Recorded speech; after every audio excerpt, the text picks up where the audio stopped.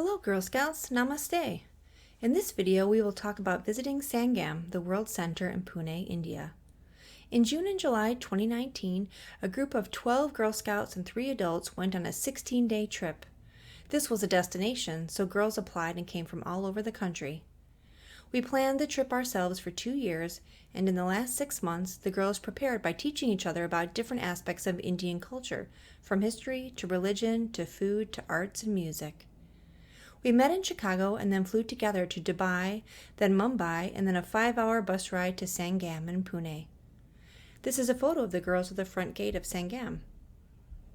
We started off our trip with an 8-day session at Sangam called The Culture of India, with Girl Scouts from the US and Girl Guides from Canada. The staff come from India and around the world. Sangam was opened in 1966 and it is a beautiful sanctuary in a busy city. It is built in a courtyard style with a pool in the center, perfect for those hot days when the monsoon rains don't show up. There are dorm rooms that sleep 6 or 8, and there are also small 2 to 3 person rooms with air conditioning, which cost a little extra. Every night you tuck in your mosquito net for a restful sleep. Sangam took us to a few of their community partners that help women, children, and the elderly. We learned about their projects and communities, ate meals with them, and bought their handmade items. We also took day trips to visit temples and to learn about the customs of different religions in Pune. To help us learn about Pune and how to travel in India, Sangam set challenges for us. One day we had to follow a map through the local neighborhood, trying to find specific items on a list in stores along the way. Another day, we were taken to a local produce market and had to shop for produce using only Hindi words. On our final day, we were challenged to take a rickshaw around Pune on a scavenger hunt to different locations. The groups visited temples, grocery stores, and shops. We had a challenge to spend a small amount of money on lunch to learn how little people have to live on. Sangam does a wonderful job of engaging you in hands-on activities to help you learn about Indian culture and traditions and to encourage trying new things.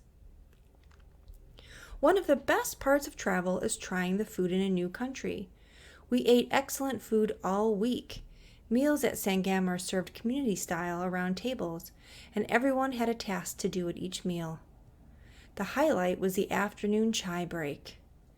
At breakfast, we always had toast and jam made from the mango trees at Sangam, and often there was oatmeal, omelets, and fruit.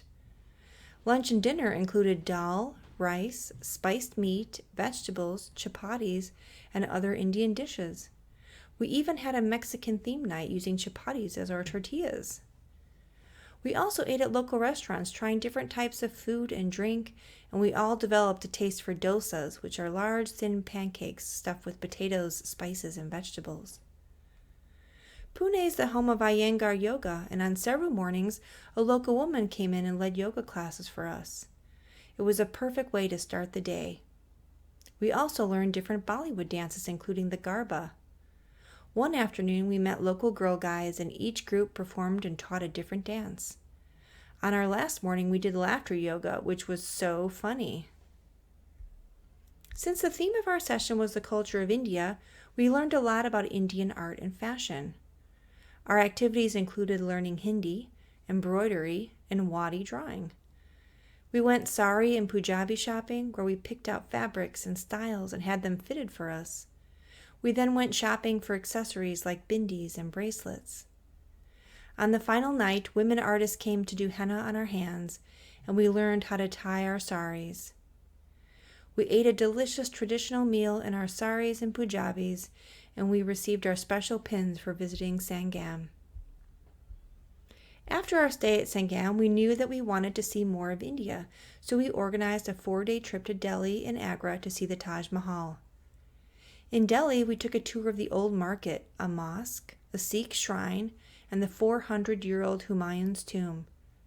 The girls tried their hands at making chapatis in the shrine kitchen, which serves thousands of people every day. The next day, we drove 4 hours to Agra, where we toured the Red Fort and had our first view of the Taj Mahal.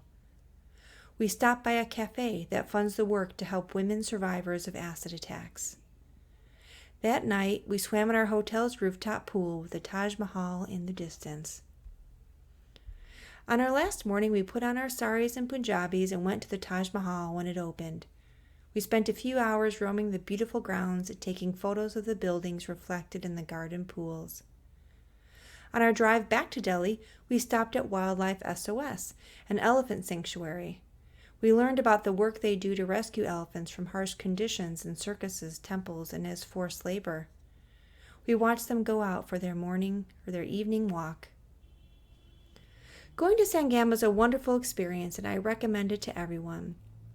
A trip to India is perfect for the curious and respectful traveler. The trip involves thoughtful planning and learning what to expect before you go. To prepare, you can have fun trying different types of Indian food, watching Indian movies, and reading books about India. The summers are hot, but with the right clothes, hats, and sunblock, it's easy to manage. The sessions at Sangam are very affordable, and the staff will answer all your questions as you plan. You can expect the trip to cost between $3,000 to $4,000 per person. By starting your planning and money earning early, this trip is possible. Our girls put together a great video. You can search on YouTube for Girl Scout Destinations India 2019. Namaste.